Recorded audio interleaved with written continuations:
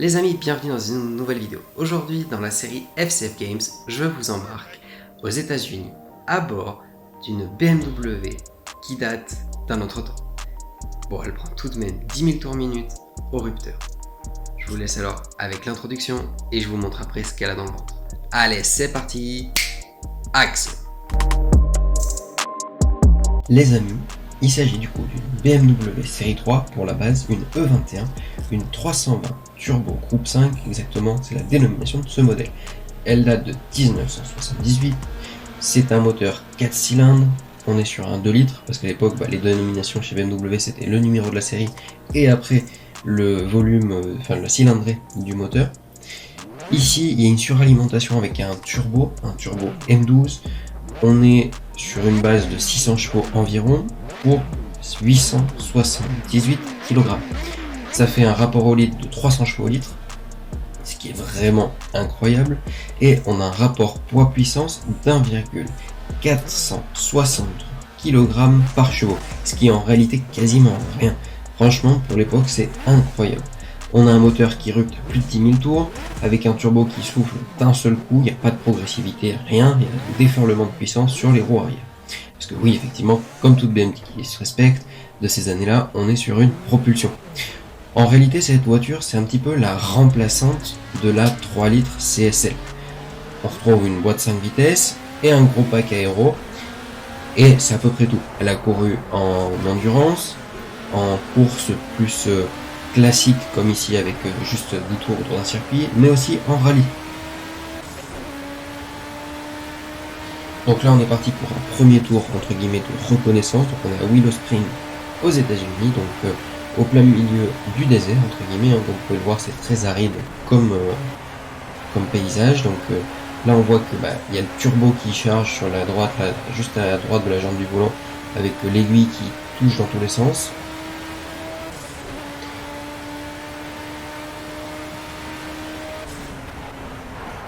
Donc ce qui est très compliqué en fait, c'est le déferlement de puissance qui arrive d'un seul coup avec le turbo.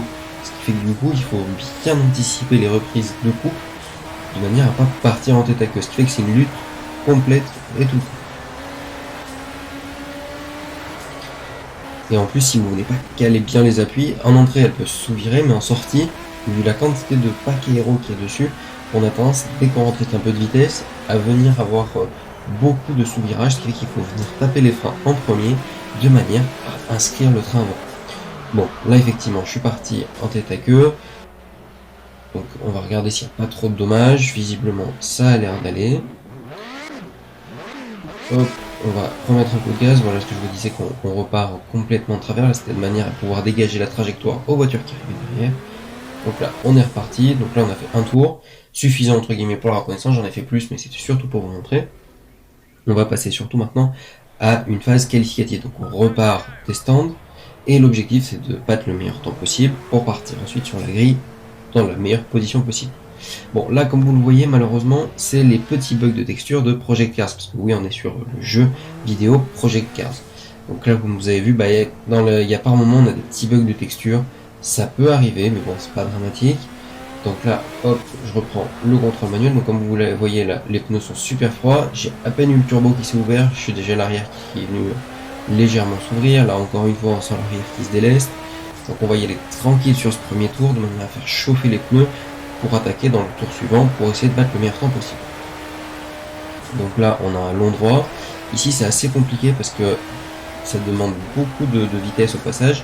Mais la voiture a tendance à sous-virer et ensuite le revêtement étant pas parfaitement plat, ça déleste l'arrière par un léger soubresaut, ce qui fait qu'on a tendance à venir après partir en glisse. Donc là, on a un virage à droite un peu plus serré, on redescend à fond sur la ligne droite, comme ça, avec un léger virage à droite, gros freinage, on repart à gauche en remontant. Là, c'est pied au plancher, on fait gonfler le turbo au maximum, on va chercher le rupteur. Là, on passe le troisième à fond. Là, c'est une partie très rapide du circuit. À noter quand même que c'est pas un circuit très sinueux, à part la partie haute du circuit, mais sinon c'est relativement rapide comme circuit. Donc là, on vient de passer la cinquième, dernière avant la boîte Get Lag. Là, léger freinage de manière à légèrement venir inscrire l'avant. Ça s'inscrit, ça accroche, on vient se caler sur l'extérieur. on ramène sur la droite en prévision du virage suivant. Et là, on va commencer le tour chronométré. Donc on arrive, gros freinage, virage à gauche, on tombe en rapport, 2/13e rapport qu'on tombe, on repart à fond, comme vous pouvez le voir, la température des pneus est presque optimale, on est encore un petit peu frais, mais ça devrait pouvoir le faire. Là, on arrive fort, il va manquer un petit peu d'inscription, on va toucher légèrement les freins. Hop, et comme vous voyez là, on vient vraiment solliciter le train avant, beaucoup de sous-virages, c'est pas grave, on continue, on remonte. Ici aussi, ça sollicite beaucoup la voiture. On arrive sur la montée. Ici, on relâche légèrement les gaz, on freine. On passe le plus possible en douceur de manière à ne pas se faire surprendre par le décelage. On arrive encore en bas. Effectivement, on vient de battre le record du premier secteur. On continue. On arrive vraiment très près des voitures suivantes en espérant qu'elles ne nous gênent pas d'ici la fin du tour. Ça va quand même pouvoir le faire. Quatrième, on passe la barre 230 km/h.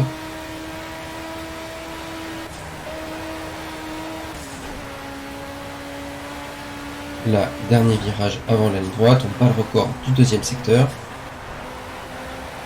Donc là, on est dans l'entour d'une 10, on va voir à combien on va passer la ligne d'arrivée. Attention. 1 minute et 18,186. Là, je vais essayer de vous refaire la même session, mais en vue externe, de manière à ce que vous puissiez voir le comportement dynamique de la voiture et voir à quel point elle est rigide et comment elle est tarée au niveau suspension.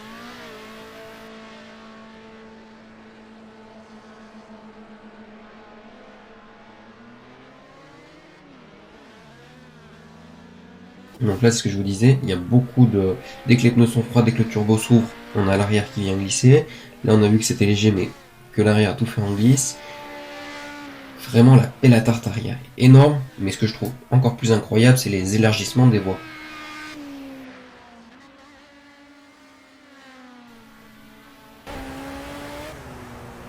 Là, ça permet de bien voir les animations au niveau du jeu, ce que je trouve vraiment très sympa.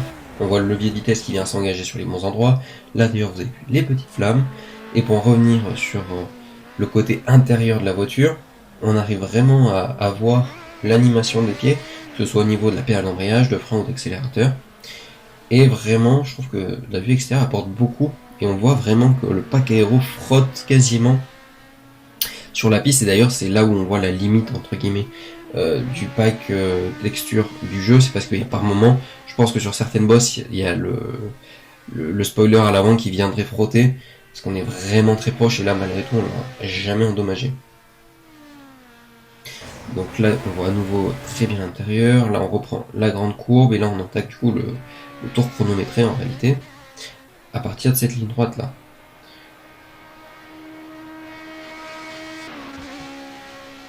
Dites-moi d'ailleurs en commentaire si vous êtes plutôt team 3 litres CSL ou 320 groupe 5 turbo. On se retrouve du coup au départ de la course. Là, l'objectif c'est de boucler la course en étant premier vu qu'on est parti en pole position.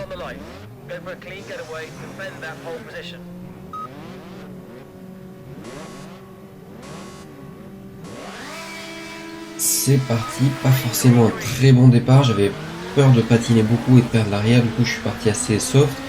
Il y a la Ford à droite qui a pris devant, je vais freiner pour me réinscrire sur la trajectoire pour ne pas me faire surprendre. Je pense qu'on devrait quand même pouvoir le dépasser. On va voir ici si on peut tenter une attaque, ça va être compliqué, on va relâcher un petit peu les gaz de manière à s'éloigner pour ne pas se faire surprendre. Hop, on va devoir freiner parce qu'il n'y a pas assez de place pour le dépasser. Même sur l'intérieur ça va être compliqué, non là ça passera pas. On va essayer au virage là de tenter une attaque pour se rapprocher. Là ça va être compliqué, j'ai pas très bien pris le freinage.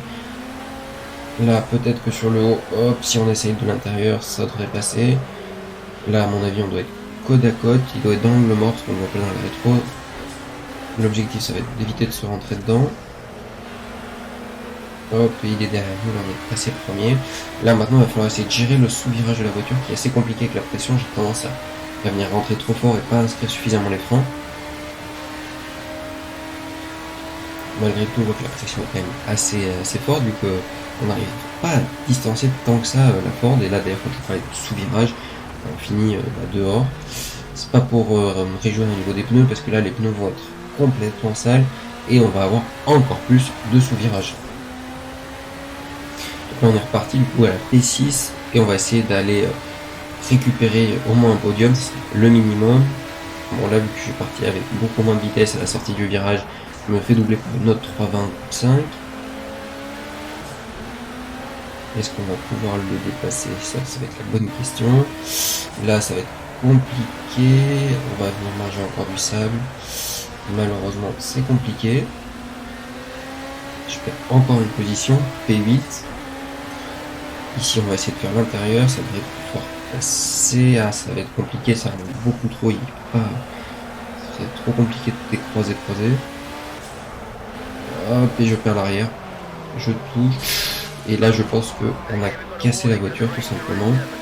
Ouais, là je suis à roue droite et malheureusement la voiture part dans tous les sens. Ça va être l'abandon.